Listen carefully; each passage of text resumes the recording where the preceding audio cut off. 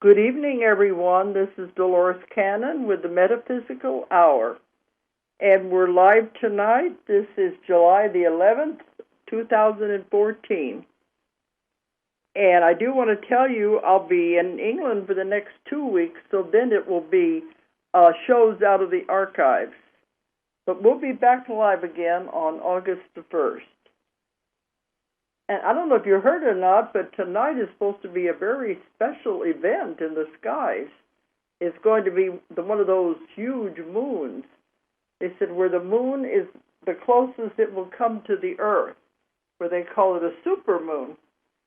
So if you got clear skies, maybe you can go out and look at it. Okay, well, it's just me tonight. Julia's not here, and I have a guest, Annie Stillwater Gray, who is one of our authors, and she's going to be talking about her book. Okay, Annie, where are you? I'm in Solon, Maine.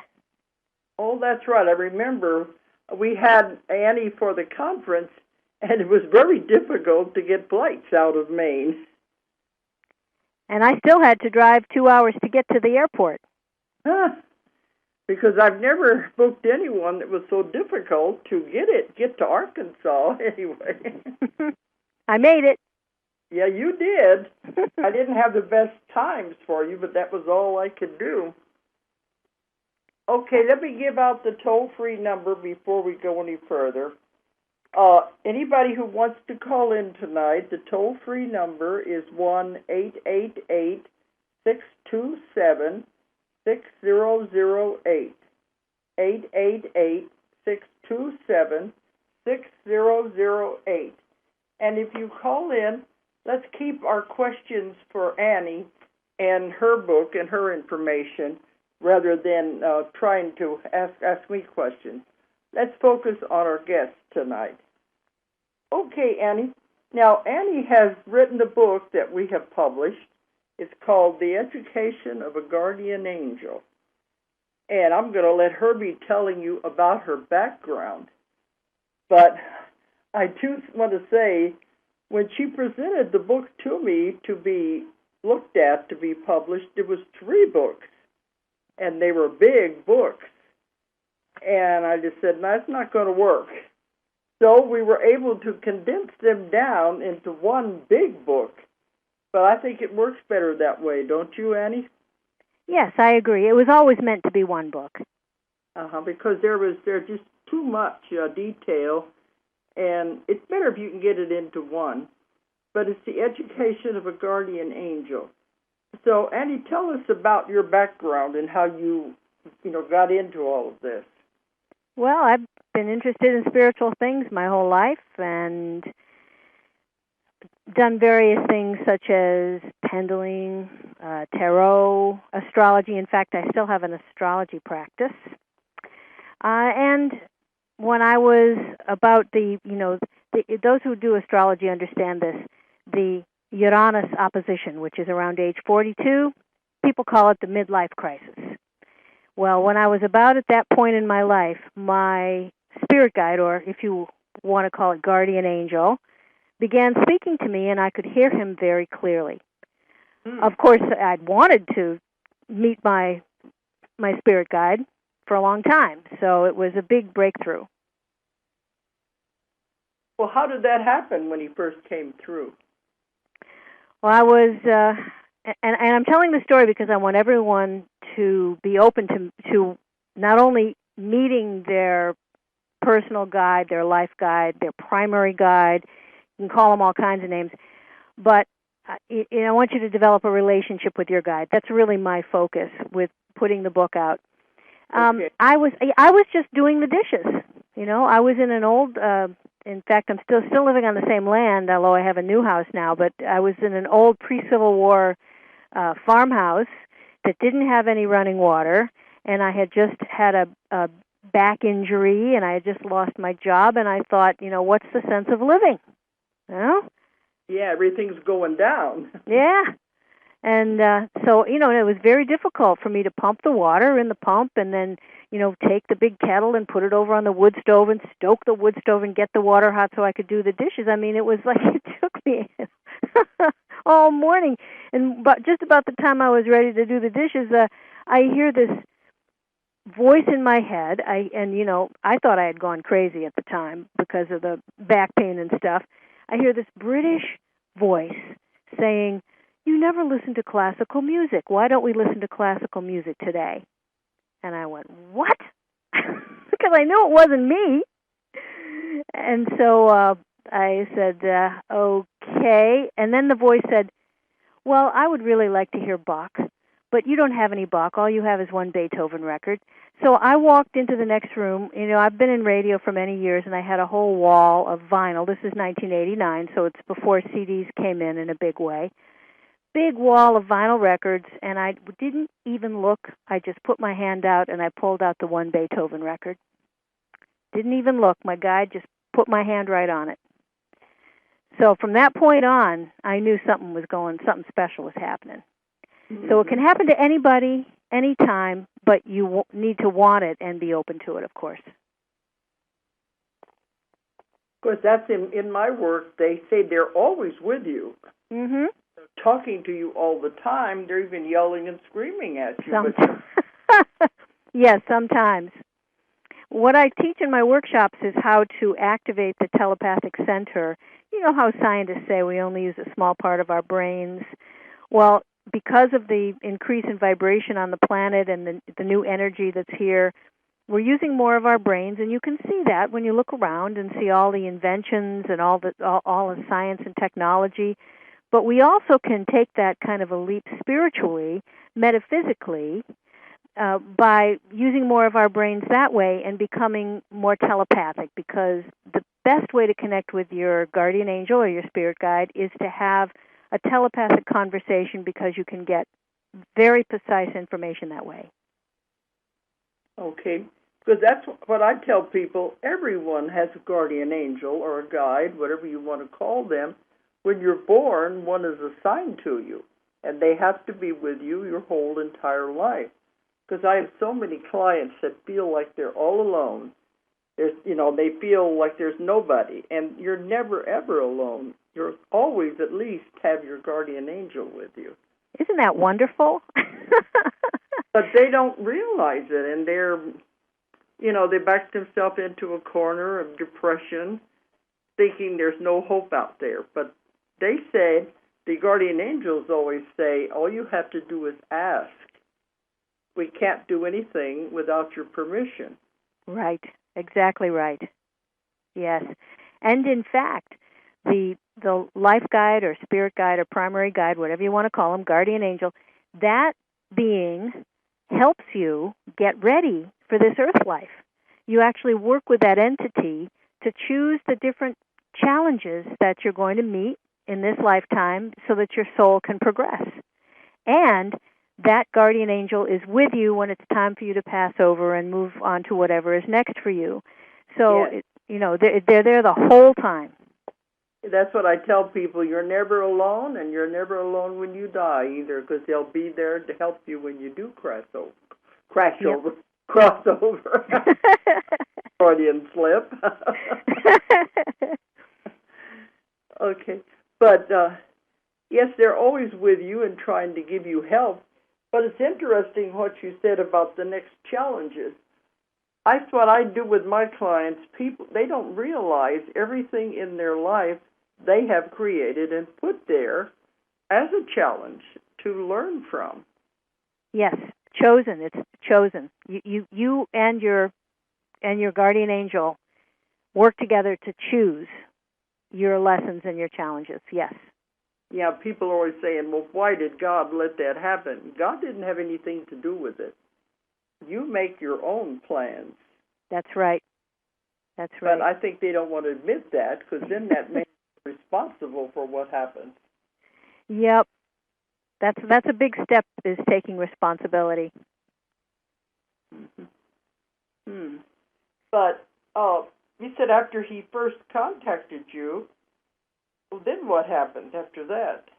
Well, he taught me a grounding and clearing meditation, because the one thing that people ask me all the time is how can I tell when it's my guide talking to me or it's my own, my own thinking, my own mind going around and around. It actually gets quite easy to decipher that. Imagination, your own imagination. Exactly. Your imagination or, making up things, yeah. My guide's name is Darsimon, and he actually wrote the book. I must put that in there, give him credit. He taught me a grounding and clearing meditation so that I felt very centered, and very clear, so I could hear him much more clearly. But even though that happened, there was still an instance, maybe a month into this initial, getting to know each other, although we knew each other, of course, but getting to consciously know each other, where he said something to me. I was being a wiseacre. I said, now tell me who you are. Who are you really, And he said, I'm your husband. And I immediately this wall of static flew up between us because I didn't believe him. I thought I had misheard him. And of course, he has been my husband many times in many different lifetimes. And at the time I was living alone, and I thought that, my loneliness, caused me to hear that. Yeah. And it took about 10 days to work through that wall of static that went up. And luckily, his teachers are very helpful. They show up on occasion to help him because he's a first-time guide. He's a first-time guardian angel. So, and his teachers are very good, and they'll help him out. And they helped him find holes in that wall of static and send love through them so that eventually it melted away and we were able to have conscious communication again. Mm-hmm. Because I know people are always asking me, could my deceased relatives be my guardian angel? Well, the deceased loved ones can certainly look in on you, but they have to go through guardian angels, spirit guides have to go through a long training process. I mean, it was like a... the people who love you, who have crossed over, will still be there. You can contact them. Yes. But they're not the same as the real guardian angel. Exactly, because they go through training, and that's what the education of a guardian angel is about. It really shows what our spirit helpers go through, and it's a lot, to be able to take on a human being and help a human being, yeah. Yeah, that was... what the book was all about is all the different steps they have to go through before they can graduate, so to speak. And it's nothing fast. It takes a long time. I think for Darcy it was 110 years if you count Earth time, which, of course, there isn't Earth time anywhere else but Earth. But on Earth it was 110 years.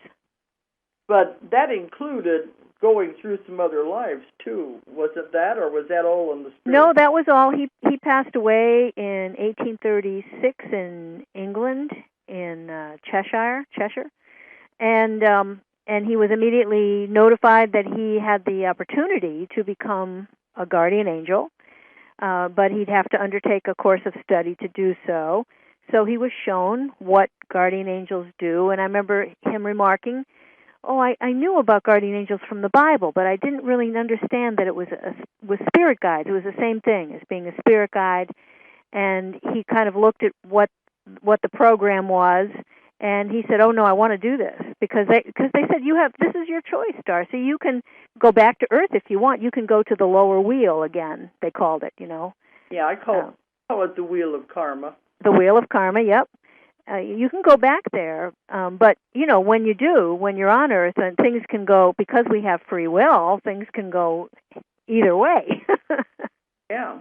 You can make progress, or you can fall behind, you can slip and accrue more karma, which is what happened to me. So you can go backwards, that's the thing. Yes, you can go backwards, that's right. That's what Darcy said. He said, how come I'm here training, and where's my partner? Because she was ahead of me. She was like this astrologer and great healer in Egypt, and where is she? Because I would think she would have been ahead of me in this, right? And they said, well, we'll tell you what happened. It's in the book. Yeah, but he also goes through all the different lives he had to live. I mean, it wasn't anything fast. You have to have all the different life education before you get to the point that you can't even think about becoming a spirit guide. Right. Yes. Right. There are a lot of past life stories to understand how he grew, how he got to the point where he lived his life with compassion, understanding, and unconditional love, to the point where they said, "Okay, you'd make a good guardian angel. You can go into training if you want to, but you have to choose." Yeah, because he had to go through karma and repaying it, because even in the work I do, all of the lives are not happy. There's a lot of them where there's other negative things happen, and you backslide. And Yep. Karma, and you have to repay all that. That's right. You have to bring it into balance by either experiencing something similar or doing something that's going to, bring the whole deal into balance. I know I learned that because some of the stories include me and my past karma. And at first, Dolores, I was kind of hesitant to do this book when Darcy told me about it, because I said, well, this is serving me up on a platter here. I mean, my karma is going to be there for the world to see. Yeah. And and Darcy said, well, he said, it will help people, so let's do it because it will help people understand. Yeah, because I have clients that say, when we do the past lives, they'll say, well, what if I find out I did something bad? What if I killed somebody? And I say, join the club. Yeah. we have to have the bad lives as well as the good lives in order to learn all these lessons. That's right, the lessons, yep. And so the first thing that happened, this is about 3 months into this conscious communication with Darcy, I had a very unusual experience. It was Christmas Day, 1989, and Darcy kept asking me to do this grounding and clearing meditation, and he had me do it every day, twice a day. I was visiting my mother, and I had fixed my room up with, fir boughs and Christmas lights. And so then, all of a sudden, this other guide comes in that I was familiar with, who had worked with Darcy before, and she said, one of the master guides wants to meet with you. So I was kind of excited about that. I understood now why he was trying to get my energy up, because I was going to have to communicate with a very high-level being. Oh, okay. And yeah, so we went for a walk, and as soon as I went out the door, and this was December 25th, remember. And also the other thing that happened that day, and people may remember this, Christmas 89 was when they had that big uprising in Romania where they killed the king and his family, his sons, and it was just awful. And I just sat down and cried. My mom had the TV on, so there was the news, and I just couldn't believe it. I said, what is this world? When are we going to have a change in this? This is terrible. And I had myself a good cry, which I think was helpful in kind of clearing out, my energy field. So that when I did step out the door to get some fresh air, there was the voice. There was this master guide speaking to me, and I could tell the difference because there was a ringing or a timbre to his voice.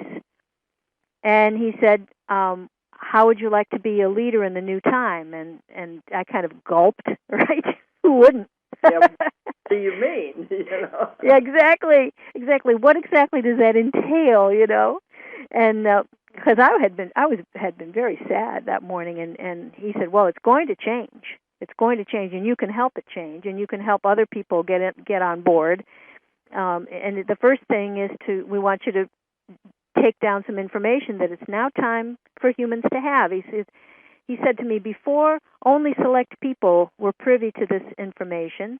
It was people like, sages and gurus, shaman, those kinds of people who had lives of dedication to spirituality would be able to accept this information. But now, evidently, humanity has evolved to a point where everyone can understand this information, and not only that, use it in a positive way. Because if you take this information and you use it to do negative things, then everything unravels. And but they're trusting us. The master guides are trusting us that we're going to do a good job with this information. Yeah, the new book that I'm just finishing of my own, that's what it talks about, how this information used to be just for the privileged few, and now it's being brought back for everybody. Correct, yes. That is full of it. So it's there available for anybody now. Yes, it's very exciting. It's an exciting time to be alive, right, Dolores? I'm always saying. Well, that's great that your book's about that too, because the more that this information gets out, the better we're all going to do at keeping things, getting to that golden age here on the planet. But I'm trying to remember some things that were in the book, because I know you go through many, many of the past lives. That's why it was 3 books in the beginning. There was so much detail about the past lives.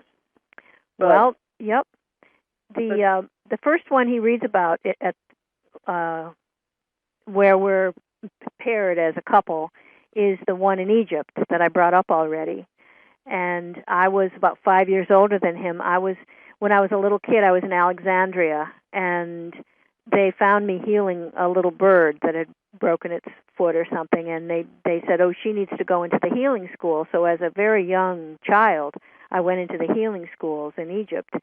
So when I was like a teenager, a young woman, I was already a teacher's assistant, as it were, and that's when Darcy came into the school. Of course, he was a different being then. He was called Het, H-E-T-T, and he came in and he, got a crush on the teacher, so to speak. But we did end up together. It was many years later. We found out that healing as a pair. And in those days, they had these healing rooms where they used big pieces of cloth to change the colored light that came in through the windows. And he would be my ground. He would stand at the foot of the patient and hold the feet and channel my energy, which I would put through the head. And so we were a terrific team. In fact, we became so well known for how successful we were that the Pharaoh insisted that we move and become like part of his extended family, so we could be at his beck and call, Oh, so that's why Darcy said, "Wait a minute, she was my teacher. Where is she? How come she's not here?" Well, we do all go backwards. Sometimes, yes. Well, it's part of our growth. It's like I tell people, it's like it doesn't go in succession. It's like a big puzzle. And you might, in different lives, you may take a piece over here and a piece over here, and it doesn't necessarily go in sequence. But you have to know them all to put the whole picture together. Yes, like a big jigsaw puzzle. Yeah. So but then you can step off. You can step off of that wheel at some point. You're informed that, well, you've done pretty well. You can step off of the wheel of karma. And that's what happened to Darcy. So, but anyway, he had to go through a lot of lives, and he made a lot of mistakes. But I think it's really interesting when they started to train him. Yes. The little baby steps he had to take. Yes, his first lesson was just in breathing, and I know that sounds odd because he's not in a physical body, but there's a spirit body, and the spirit body expands and contracts.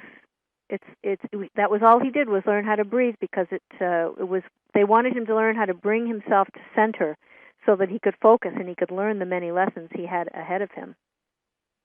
Mm-hmm. Because you don't just become a guide suddenly. There was a whole lot of things he had to go through. Oh, yeah. Yep.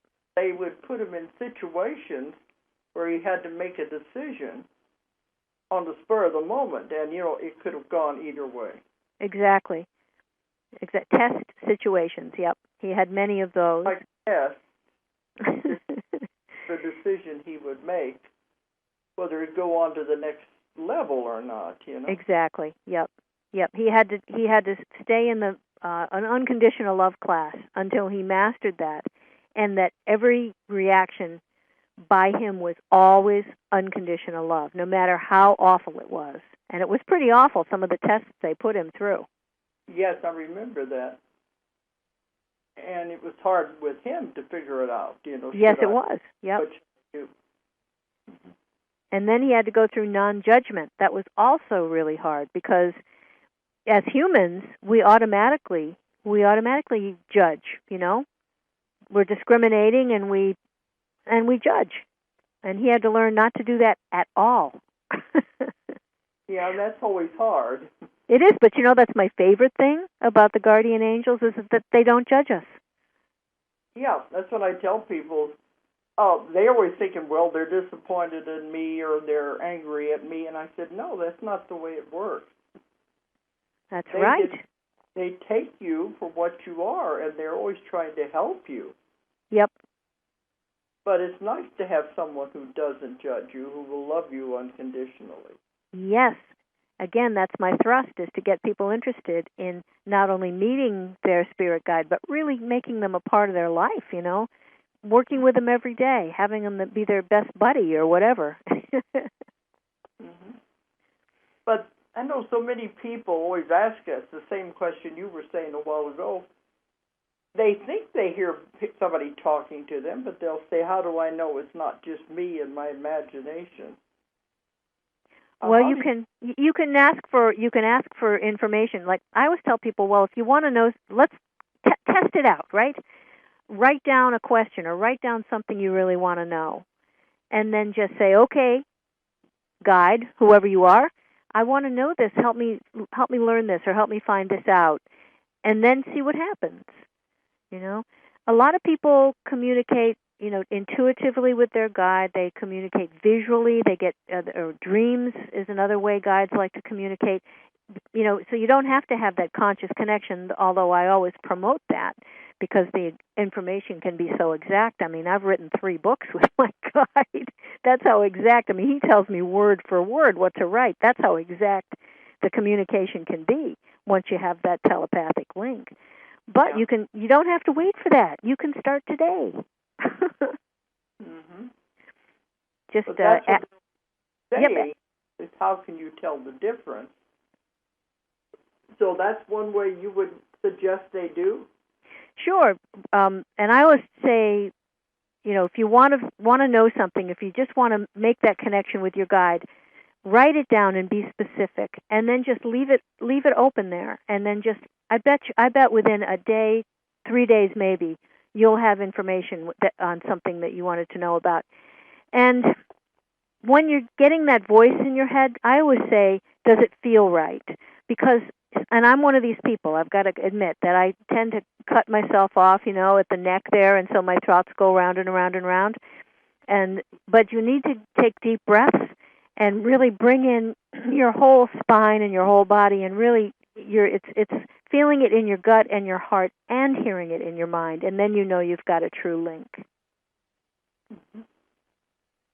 Well, Julia always says one way she can tell, she'll ask a question, and she said within the next day you will have your answer 3 times. Oh, that's neat. It might be a song you hear on the radio, or it might be a sign or something, on a building.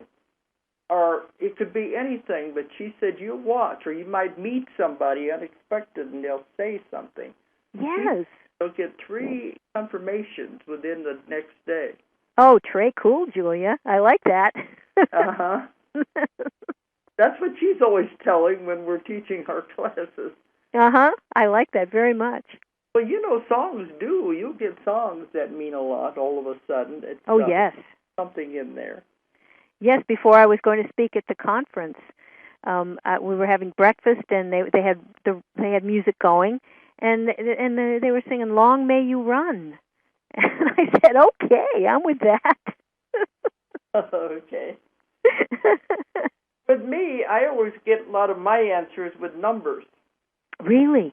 And I've had a lot of people who call in and email us. They think they're going crazy because they keep seeing the same numbers over and over again. Uh-huh. And it's usually 11s, 22s, those kind of numbers. Okay.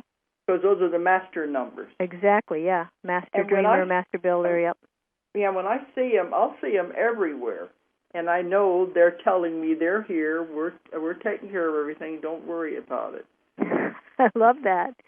Julia always says when she sees the repeating numbers over and over again, she said that's your guide giving you a hug. Oh, nice. I like that too. Yeah. But I know people think there's something wrong with them because they keep seeing these numbers, and you wouldn't believe the emails and things we get. And I said, no, there's nothing wrong with that. That's just the way the universe works. And to pay attention to those repeating numbers. And it's a positive sign, really. It is. Yeah. So I want to bring that out because a lot of people who are listening have asked the same questions. Yes. Oh, I wanted to say a couple of things about the spirit guides or the guardian angels, and they have a creed. So, because I don't want people to be afraid to reach out to their spirit helpers, because they always operate for our greatest good. And they are never allowed to scare us, ever. They are not allowed to do that. If you're scared by something, it's not your guide. Now, they trick us once in a while to get us on the right path, but they're not allowed to scare us.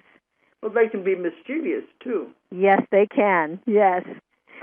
And the other thing, too, is that they will step back and allow privacy if you ask for it. You know, if you have a hot date or something and you'd like, you don't want your, guide right at your shoulder, you say, well, give me a little time, give me some privacy. You just ask for it. Like we were saying, you ask for anything, and the guides will help. Yeah, that's what I've heard. They say, don't worry, we don't watch you when you're in the bathroom. Yes, right. Oh, yes. And they don't judge us, of course. We talked about that. That's one of my favorite things. And they always come to us in unconditional love. In fact, I had an email from somebody who came to the conference and who read Education of a Guardian Angel, and she said that I cannot believe how much unconditional love is all around me. She said, my whole life has changed. Yeah. That was pretty nice. Because so many people, they just get themselves down. They're so far down, they said they can't get out of that hole they've dug for themselves. And they don't realize they have done it themselves. Yeah.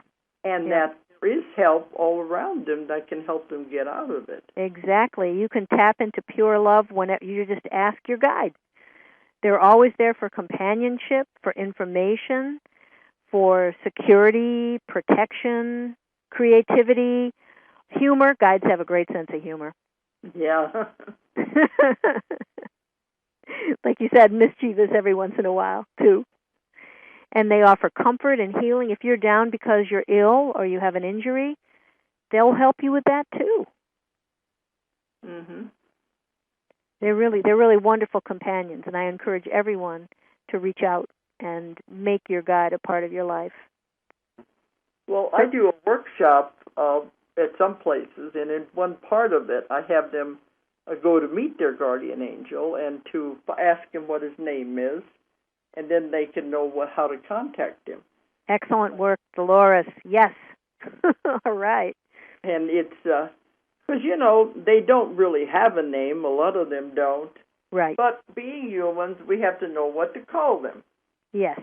So they've got to give us something. Yes, and they'll sometimes, especially, they'll project an image that they think will be helpful to make that connection happen. Yeah. Something that they know that human being is comfortable with, like maybe a grandmother image, right? Or a medicine man, or it could be anything, really. Some people be animals. Yes. That would be their guardian. Which yes, goes indeed. To the Indians, with their totems, where they all found their personal animal. Yes. They made the totems, but it's the same thing. Sometimes it'll be an animal. Whatever it is, that's how they want to present themselves to you. Right. And you're right about the names, too, because I remember when I was first asking Darcy about his names, the first couple times I asked him, he said, it doesn't matter. It really doesn't matter, So if anybody's, sometimes when I'm doing workshops and stuff, and, I say, well, your guide is coming through as this name, and I said, and if you don't like it, just talk to him and you can change it. Yeah, because that's what I mean. They don't have a name, but we're the ones that like to put labels on things. Right, and have images and things like that, so that you can feel closer. Yeah, because really, I found they don't really have a body. They're more or less like a spirit form. Yes, their energy. Exactly. We don't like to just talk to the air. We want to have something that we can visualize to appear in front of us that we can communicate with. Yes. Yep. In fact, I've got working with Darcy for all these years now. It's been 25 years. Every once in a while, I'll ask him to come to me in with a different image, just for variety. From another life that we shared. Right. We had many lives together. So I'll say, well, why don't you come as the American Indian life, this time, and we'll hang out that way. So it's really fun. At least that way people would know they're never, ever alone. That's the main thing. I agree.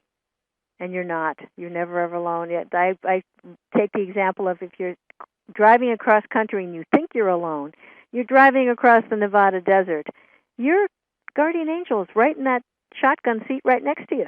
You're not alone at all. Mm-hmm.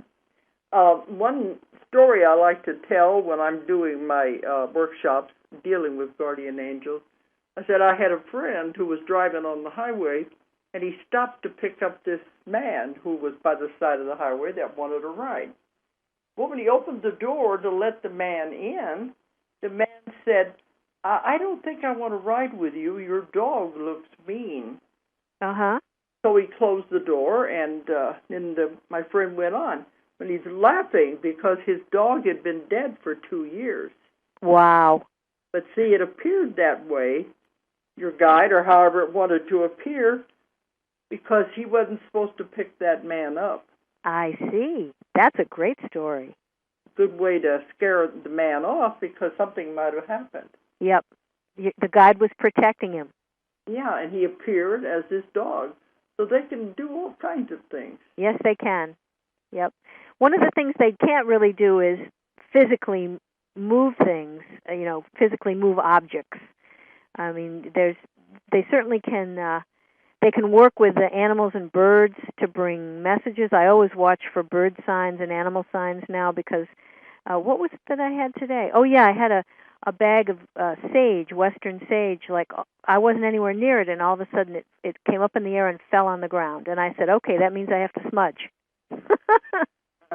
I think it was because I was going to talk to you tonight, Dolores, and they wanted me to smudge the area. Oh, okay. But I have heard strange stories where people were saved by strange people that just appeared. Yep. And then later, when the person was gone before they even had a chance to thank them. Yep, it's interesting how that can happen, and we don't really understand. I don't understand that, and maybe you do. But are they walk-ins? Are they angels that can take form? Because that takes a lot of energy for them to do that. Yeah, it does. But then they're just there for that little length of time to help the person. And I've heard many, many really strange or very good stories of how the person's life was saved. But that's excellent, yeah. We've always assumed it was their guide, but it had to take a physical form. To do it, yeah. At that point. That takes a great deal of energy for them to do. Of course, my guide is a first-time guide, so maybe he'll develop that kind of ability, as he progresses. But that's the other thing I really wanted to get across, too, is that it's not a one-way street, it's a two-way street. When we start paying attention to our guardian angels and listening to them and letting them help us, we are helping them, too. We are helping them, like I think right at the beginning of the book there of Education of a Guardian Angel, Darcy meets his spirit guide or his guardian angel from the life that he had just passed over from, and the guide says, his name is Alaron. He says, "Well, you did so well that I'm now going to move up and become a master guide." Uh-huh. And of course, conversely, if people really, like you said, get in that pocket of depression, and they just curse out any kind of help that they might be able to tap into, then the guide loses energy too. So it's really it's a two-way street. And I don't know, the Creator set it up that way, I guess, because we're all in it together. Mm-hmm. And they have different levels that they move to also. Exactly. So help your guide by making them a part of your life. Yeah. It's a fascinating story, and I think that's why more people should know about it, because they wouldn't feel so alone out there. Yes. And also the other thing too is that I know that your primary guide, or your life guide is with you all the time, but that guardian angel can bring in other guides to help you depending upon what's going on in your life. Now, yes. I don't know if you remember at the conference, there was a gentleman who stood up and said, I was a professional golfer, and I know I had a spirit guide who know about golfing, because some of those shots I made you couldn't make unless somebody from Spirit was helping you out. and so he said, but then when I retired, I told him to go away. I didn't need him anymore. So he said, did he leave? Well, it turns out that particular guide left, but it wasn't his primary guide or his life guide. That was a guide that his main guardian angel had brought in to help him while he was a professional golfer. Yeah, so, I that in my classes a lot too, and the workshops I do on guardian angels, is that you have one main one that is with you your whole life. But if your life is complicated, you may have 3 or 4, but they're like minor ones, Yep, and it has to be okay with your life guide. It has to be okay with your main guardian angel. In fact, sometimes they go ahead and bring them in to help you. It's sort of like I don't know. This is a rather mundane image, but it's like your guardian angel, the one that's with you your whole life, is like a traffic cop and kind of directing traffic. Okay, this guide come in while your kids are babies and you need like a nanny guide. Yeah. And but it has to be okay with the life guide. Yeah. Yeah, and there are many times in your life when things change, because everybody's life does change. Then some of these other guides will leave, and another one with more expertise in the area you're going into will be allowed to come in, and they can switch places. Yes. But your life guide is always there. The main one is always with you. He's assigned to you from the cradle to the grave. Yes, indeed. I think they get to choose you, because every reading I've ever done, there's always been some kind of connection to the guardian angel, to that spirit, from a past life. Everybody has known their life guide before in some way or another. So there's always a connection.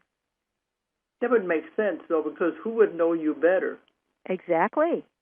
Than someone who's been in your life before. Exactly. Yep. And loves you. That's the big thing. They love us so much. Mm-hmm. It's overwhelming sometimes. So that's another thing I'm always bringing out to people. There is no negativity in any of this. The only time I've found negativity is the person themselves is creating it. They're creating that through fear, because look how powerful your mind is. You can create anything you want, but it's the person that is doing it. It's not outside forces. No, it's certainly not your guardian angel. Yes, you're very correct about that. And there's getting past the fear is the hard thing for some people.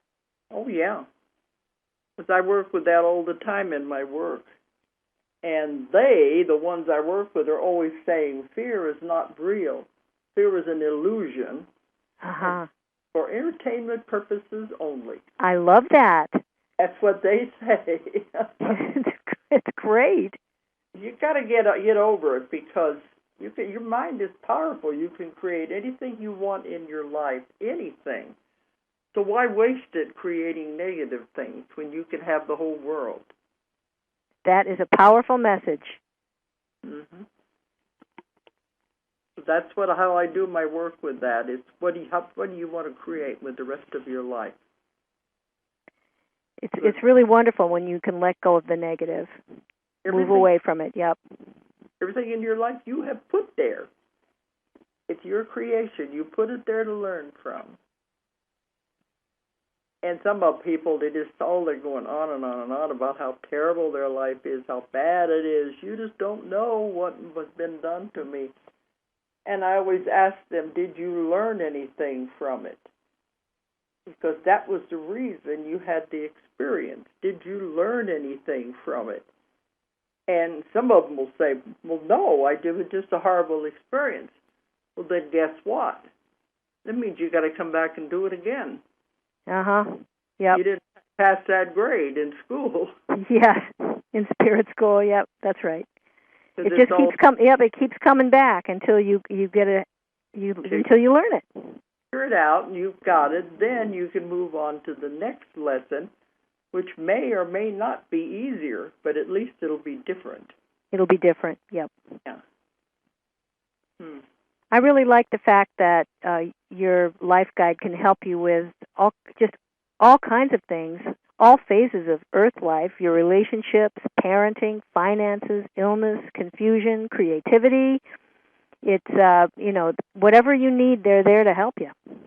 Mm-hmm. And I just love that. And all you have to do, like you said, is ask. Yeah, that's what they say. If you don't ask for assistance, we don't have anyone to assist, because they can't go against free will. That's right. So you have to ask. Yep, you have to be open to it. You have to be open and just remember that the guides always operate for our greatest good. They love us. They're never going to harm you. Well, I tell people, too, it's the universe's job to provide whatever you want. That's their job. But you have to know what you want. You've got to know what order to put in. This is what I want you to do. You've got to know that, and some people don't. Yeah. I like that. Put in the order. Get a little order pad out there and write it out, and be detailed, and also be specific, because you have to be specific. Yeah. Yeah. I do creation workshops with Dee Wallace, and she's always comparing it to going up to a hamburger stand and ordering a hamburger. And she said, you just say, I want a hamburger. And they give you one, and you say, but I don't like onions. I don't want pickles on it. And they said, well, you didn't tell us that. Yeah. You were not specific, so you get whatever you're supposed to get. And they say, if you're vague, you're going to get vague. Yeah. That's not what I wanted. Well, you didn't, you weren't specific. So I tell them to write it down and fill it full of details. Yep. Well, I use the example of a friend of mine who really wanted to find a partner. Yeah. And so she did exactly that. She wrote down she wanted a man who was, who was kind and loving, and also was very good with money. Mm-hmm. But she forgot to put unmarried. Yeah. I was going to say that's an example that I had. That they got all of the things in the man they wanted, except he was married. Yep. So you got that. You start with that. So she sat down and she wrote it all out again, what she wanted, and this time she said single. Yes. And so she got this wonderful man. He was 10 years younger than her, but she said, I can live with that. Sure. At a certain point, age really does not matter. No, it doesn't. But is there anything else you want to talk about, Darcy? Because you're still in communication with him, aren't you? Oh, sure. He's right here. He's right here. Okay, Darcy, what do you say? Well, he really wants to talk a little bit about how the energy on the planet is changing, and okay. It's a positive thing. It's an opportunity for all of us to raise our own personal vibrations, so that we are operating from our hearts. Let's say our heart and above, and so that we can interact with each other with love and compassion and kindness and understanding, and that this is the way it's going. This is the way it's going, and that there's a new golden age for the planet that's right here for us to have. Mm-hmm. That's what he wants to say. I like that, Darcy. I lecture on this all the time, and yes. people always say, well, when is it coming? Not down the road somewhere. We're in it now. Yes. And it's just a matter of you have responsibility for yourself and for raising your own personal vibrations so that you can function in that beautiful place of love and compassion. You can do it. Everybody can do it. And the energy on the planet is helping us too. You know, the book that Darcy, the very first book that Darcy and I did, the Dawn book, it talks about a new ray of energy and kind of bathing the planet in a new ray of energy that helps us all raise our vibrations. And it's so funny, you never know, when you're going to get a little piece of information. I was at a party, one of those summer bonfire parties, and this gal came up to me and said, "Oh, I just saw on a science show that the Earth is in a big being surrounded by these photons." I thought, "Oh yeah, the new ray of energy. There it is." Yeah, I got an email yesterday that some science book has come out with. They've discovered where there's something out in space that is shooting waves of energy toward the Earth. Yep, they're trying to help us. Being proved by scientific methods anyway, but we knew it anyway. We did know it, but it's great to have the scientific community on board. Yeah. Some people just have to have that piece. Yeah, they have to have proof. Yep. I always say, no amount of proof will be good enough for a skeptic, and then a believer doesn't need any proof. Uh-huh. So, which way do you want to swing, anyway? Yeah.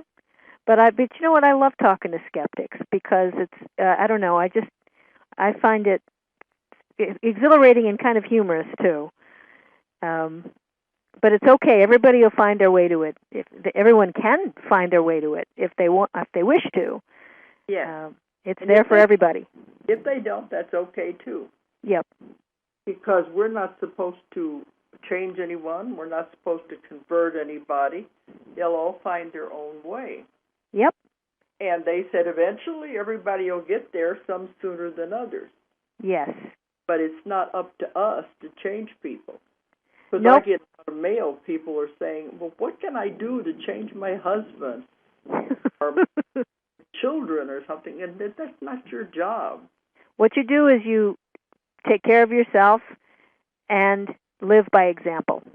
That's what I was going to say. You live by example. And then eventually, that's what I tell people, eventually people begin asking questions. Before then, it just goes right over their head. They're not even going to listen to you. Right. But then eventually they're going to start asking questions. And when that happens, then we have the answers. Yep. And we're there for them. But up until that time, no amount of talking to them or trying to convince them is going to do anything. No, but they have to come to it in their own time, each person. Yeah. But then again, I'll point out that everybody's responsible for themselves, for taking responsibility for what they're doing and what they're thinking, and also for adjusting to the changes that are going on. Mm-hmm. And even when I was in China a few months ago, they're saying, we know something has happened. We can feel it. We can see it all around us. He said, how can anybody say it's not happening? I agree. How can you say it's not happening? But other ones say, oh, no, it's not. It's a horrible, awful world and all of that. But, that's the world they want to live in. That is their choice. Yes. It's a little sad, but yes. Mm-hmm. Okay, well, would you believe an hour has gone by already? I can't believe it. It's crazy. This has been fun. Okay. But the book is called The Education of a Guardian Angel. And it should be at the stores. And I know it's on Amazon. And we have it on our website, too, if anybody wants to find out more about it. But Annie, tell people how can they get a hold of you if they want to reach you. Well, I have a very easy email. It's Annie, ANNIE, at welcomeradio.com. I've been in radio for 40 years, so I thought Welcome Radio would be a good way for you to remember me and a good way for you to find me. welcomeradio.com.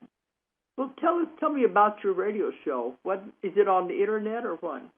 Well, I do several shows. I'm really up to my neck in radio. I did a live show today because I really like to listen to new music, and I for all the years I was in rock and roll radio, I had to play mostly males. They hand you your playlist. So I do all female artists, new stuff, and I feel as if I'm putting my finger on the pulse of how women are thinking and what they're feeling. So I do that on Friday afternoons, and that's at www.wmhb.org. That's the Colby College radio station here in Maine. And then I have a syndicated show called The General Store Variety Show, which is really fun. It's in its 15th year, and it runs on 5 stations here in Maine. One's in New York State. But you can listen when they broadcast it, because most of them simulcast online. And if you go to welcomeradio.com, the list is there. But it's a variety show. We play all kinds of music. We pick a theme, and we do songs around the theme. But I also pretend I'm running an old general store, and all these different, locals come in, the regulars come in to get their coffee and their tea and whatever. But also, there's like a opening in the vortex where I have interviewed gods and goddesses, Old Man Winter, the Sandman, and so we have all these archetypes that come in, which I think are fun because they always comment on our society today, kind of mixing the ancient ways with new, and it's pretty funny. It's fun. It's really fun. Well, this is BBS radio, and it goes all over the world. Yay, world. And I was surprised when I could be in Europe or Australia, and they say, we listen to you. Oh, that's wonderful. So I was surprised that it went so far. Well, that's terrific. Hello to everybody listening.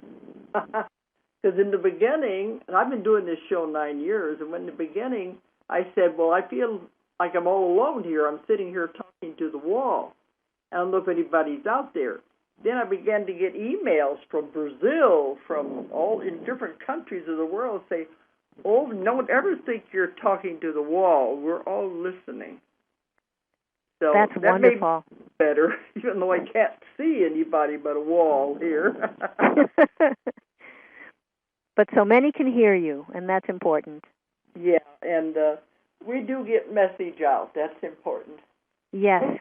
So if they want to contact you or ask about the book or ask about you and your workshops, it's Annie. What was it again? Annie at welcomeradio.com. That's the easiest way to remember. I mean, I also have a website that's spiritguides.cc, and I tell people, CC the Spirit Guides, right? That's a way to remember that. That's my author page. So there's 2 places you can find me on the Internet. Okay. So if anybody wants to contact Annie, that's how to do it.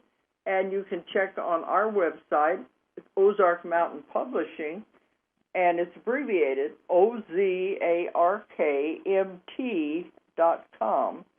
And we have all the books listed there.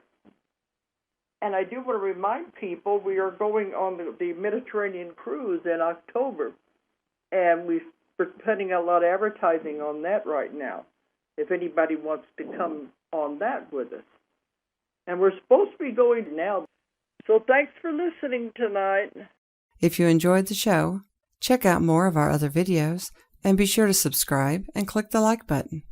Thank you for listening to the Metaphysical Hour with Dolores Cannon.